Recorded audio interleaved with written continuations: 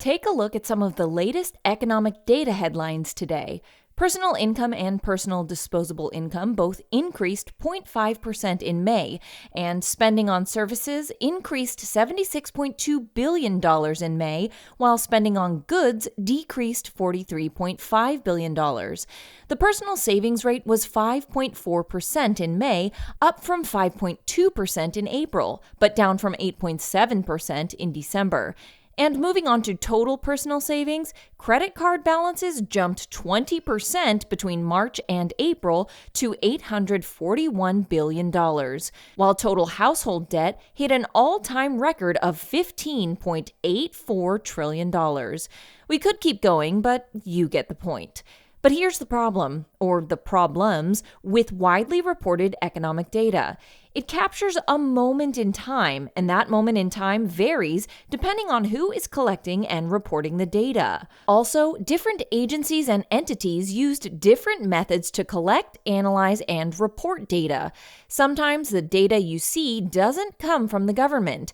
It's based on surveys, which often rely on self-reported data, and so on. So here's what we think might be true about the data we included here.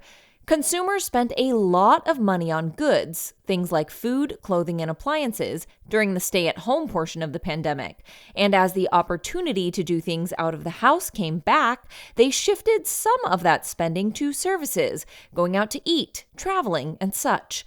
As inflation took hold, goods became even less attractive, so the shift to spending on services intensified. People made choices with their money, like always. From there, how do you explain relatively healthy savings alongside increasing and record debt?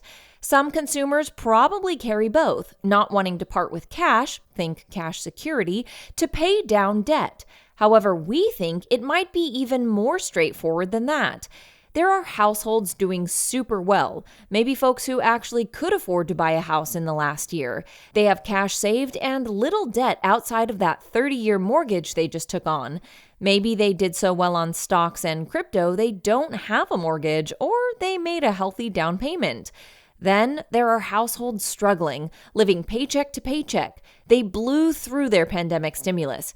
As their savings run dry, they turn to credit cards to cover necessities and, most definitely, discretionary spending.